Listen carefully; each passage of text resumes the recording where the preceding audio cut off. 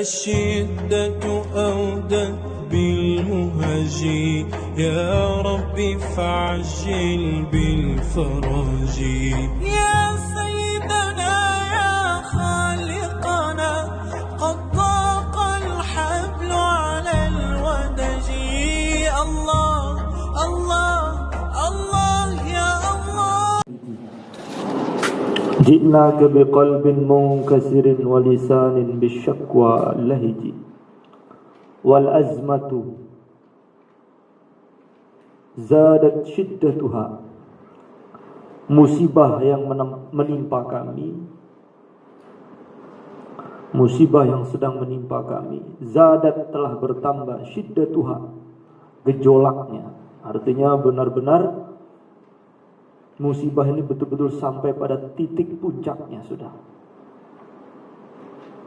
Nah, ketika itu justru Imam Ghazali di sini mengatakan, ya azmatu allaki tanfariji, wahai musibah dan malapetaka, sirnalah tanfariji, dan meredalah akan sakitmu. Jadi di sini kalau musibah itu sudah sampai pada puncaknya, berarti itu nggak lama. Jadi ini kiasan ini, seakan-akan seperti malam. Kalau saya mengatakan wahai malam, semakinlah gelap, berarti maksudnya sebentar lagi subuh akan segera datang. Nah, kalau ada orang mengatakan wahai masalah, tambahlah parah, berarti minta cepat selesai. Kalau ada orang sakit mengatakan semoga tambah parah, ya berarti semoga cepat sembuh. Karena namanya musibah itu bila sudah sampai pada titiknya, maka akan selesai. Nah, maka tugas kita kalau ada masalah satu saja, sabar, itu aja. Karena bagaimanapun kita berusaha untuk keluar dari masalah, kalau belum waktunya selesai, ya nggak akan selesai, nggak akan selesai. Karena masalah manusia itu mesti ada batasnya. Dan satu hal lagi, setiap musibah yang menimpa kita itu pasti tidak mungkin di luar kemampuan kita, nggak mungkin. Allah menguji hambanya itu sesuai dengan kapasitasnya, sesuai dengan kemampuannya.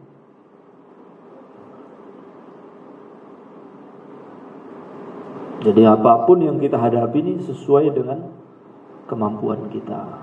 Nah, orang yang paling berat musibahnya siapa? Para nabi. Karena derajatnya yang paling tinggi itu para nabi. Ada seorang sahabat tanya kepada Nabi, wahai Rasulullah sallallahu alaihi wasallam, ayyun nas asyaddu bala'an, siapa manusia yang paling berat ujiannya? Maka Nabi mengatakan al-anbiya tsummal amsal fal amsal. Orang yang paling berat ujiannya itu para nabi. Kemudian orang yang di bawahnya menurut tingkatan kedekatan dia kepada Allah. Maka semakin orang dekat kepada Allah, maka ujiannya juga semakin besar. Ya sebenarnya sederhana saja contohnya. Kayak antum sekolah itu loh. Gak mungkin kan lembaran soal untuk anak kelas SMP diberikan kepada anak SD. Ya anak SD sesuai dengan tingkatan SD-nya. SD ada yang kelas 1, kelas 2, kelas 3. Gak mungkin kok nyasar begitu. Ujian untuk anak kelas 6 nyasar ke kelas 3 atau kelas 3 ke kelas 6, enggak. Sudah ada menurut kapasitasnya masing-masing, sesuai dengan ilmunya masing-masing.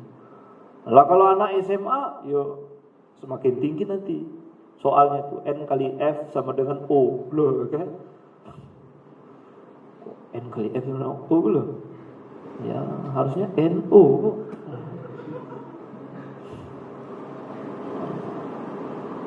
Ada ilmu fisika, maka ujiannya pun seperti itu. Nah, begitu juga dalam agama. Semakin dekat orang kepada Allah, maka ujiannya pun semakin besar. Seperti itu hidup itu. Maka kalau orang itu sedang diuji, ya, jangan antum berontak ingin terlepas dari ujian. Atau antum bilang begini doanya, ya Allah saya minta jangan diuji-uji. Oh, jangan di dunia kalau begitu. Tafadhol ke kuburan.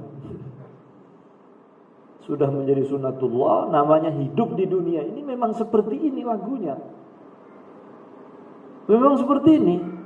Ada ini kita ini duduk begini nih, kan bermacam-macam masalahnya. Ada yang masalah dengan istrinya, ada masalah dengan urusan perjodohan, ada yang punya masalah urusan dengan orang tua, ada masalah ekonomi, ada masalah apa lagi? Hutang piutang, ada urusan dengan bos kerja, ada masalah apa saja masalah yang kita hadapi itu sebenarnya itu menggugurkan dosa-dosa kita, kalau tidak mengangkat derajat kita. Selagi orang itu beriman, apapun ujian yang menimpa dia mesti jadi kebaikan untuk dia.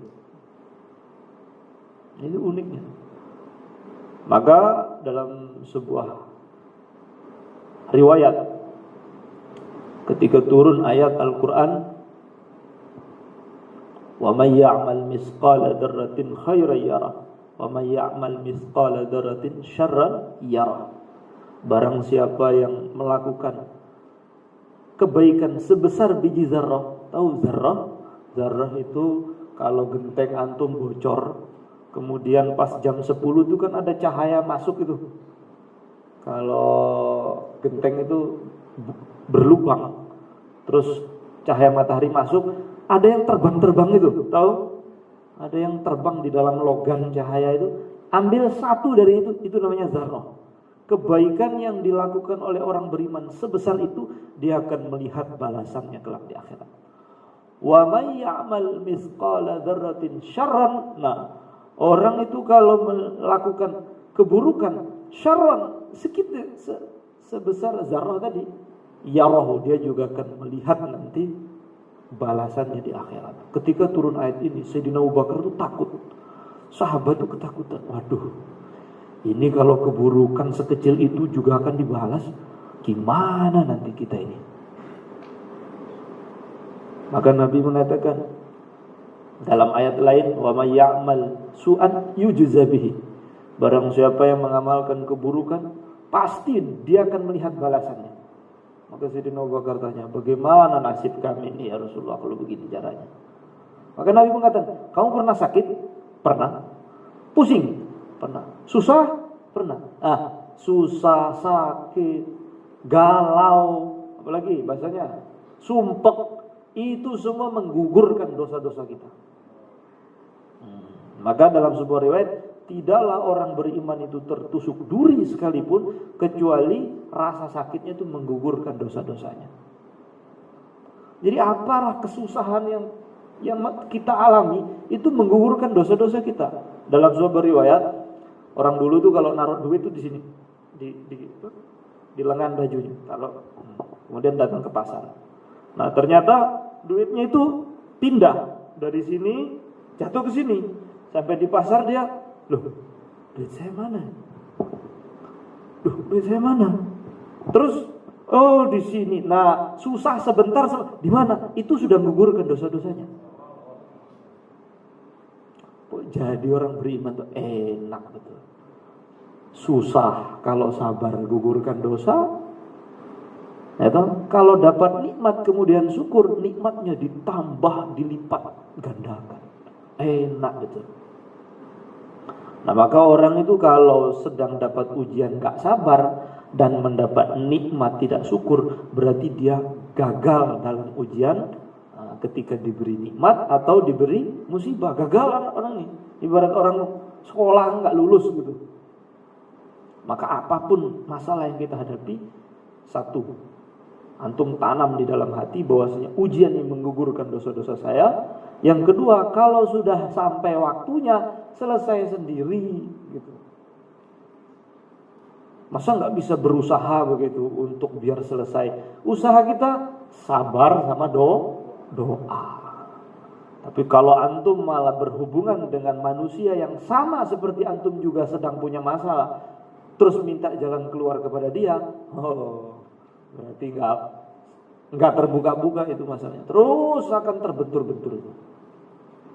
Nah, ini penting karena kita ini selalu mendapatkan menghadapi masalah. Apa sih mesti itu? Ji'naka Kami datang kepadamu ya Allah biqalbin munkasirin, dengan hati yang hancur berantakan. Jadi ada saat-saat kita itu hati itu hancur berantakan. Gimana gambarannya hati hancur berantakan? Gini misalnya, contoh tapi ini ya, nggak tahu nyata apa enggak ya. Ada orang tiba-tiba habis salam sholat di masjid, assalamualaikum, waalaikumsalam. Kemudian dia datang ke tempat parkir. Fotonya tukang parkir bilang, Mas 2.000. Dia pegang-pegang kantongnya. Kemudian keluar. Ternyata duitnya 100.000. Oh 100.000. Oh ya, ada uang kecil Mas? Enggak ada Pak. Aduh ini gimana? Tiba-tiba dari belakang antum ada seorang wanita pakai jilbab. Sudah Mas, pakai uang saya saja. Klik. Terus kamu lihat, terus dia pergi. Sopo ya apik mennya. Kok mesti saya? Pokoknya orang tuh kalau masih muda tuh serba ahli, jadi ahli tafsir. Kenapa kok mesti saya? Akhirnya dia mulai cari tahu itu siapa yang biasa datang sholat ke sini. Sudah dia mulai tangannya itu kalau tidur malam begini kayak parabola tuh. Diam. Sudah daripada saya gelisah begini, saya tak datang ke rumahnya aja. Ternyata anak Pak Imam. Anak Pak Imam ternyata. Begini Pak Imam. Jadi ini nggak tahu ini. Tiba-tiba saya kok berapa bulan belakangan ini tidur saya juga nggak nyaman, makan nggak enak. Kayaknya yang bisa ngobatin ini cuman putri panjenengan. Gimana Pak Imam, ini saya alhamdulillah kerja saya sudah saya juga istiqomah hadir Mahabbatus Sholihin. Saya alhamdulillah sholat saya jaga, puasa Senin Kemis, hafal juga qasidah munfarijah hafal saya Pak Imam. Ini contoh aja nih, bu tenanan nenek ora itu. Happy gue iki. Tapi gini ya, anak saya ini sedang belum selesai sekolahnya. Dan sebenarnya dia ini nggak ada ini. Dia sana di Malang. Udah kamu sungguh-sungguhlah dulu, kamu ikut tuh ngaji Mahabbatus Sholihin 2 atau 3 tahun. Kalau kamu sudah mapan betul, sudah cukup, nanti kamu datang ke sini. Apa salahnya saya diikat dulu lamaran bagaimana Pak? Ya boleh, jangan lamaran lah, apa ta'aruf atau nazar nanti saya pertemukan. Akhirnya ta'aruf, nazar sudah ketemu, keluarga sudah deal semua. Maka dia 3 tahun itu seluruh Fatihahnya itu ke perempuan itu. Lupa dia sudah sama Mahabbatus Sholihin. Muara pikirannya itu sudah mengarah kepada si dia itu.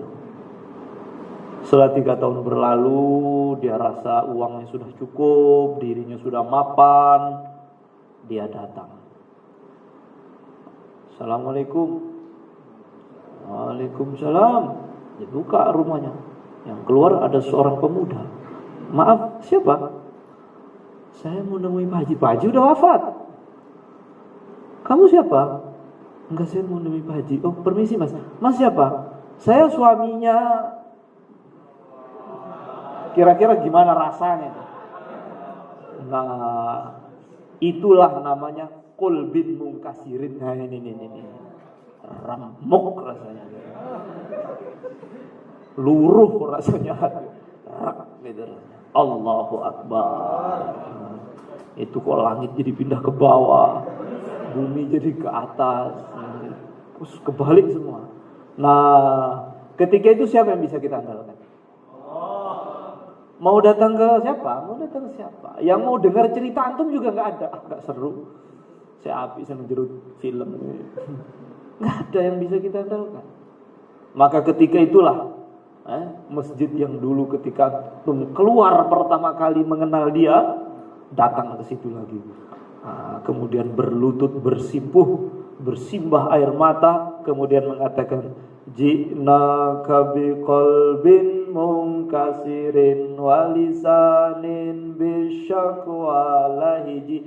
Aku datang kepadamu ya Allah membawa hati yang hancur. Nah ketika itu orang tuh dekat kepada Allah, karena di dalam sebuah riwayat hadits qudsi Allah Subhanahu wa taala berfirman, ana inda munkasatil qurub li ajli. Aku begitu dekat dengan orang yang hancur perasaannya karena aku. Hancur perasaannya karena Allah. Walisanin bisyakwa lahiji. Dan aku membawa lisan, lidah, bisyakwa dengan penuh pengaduan. Nggak bisa ngadu sama siapa lagi, hanya bisa mengadu kepada Allah.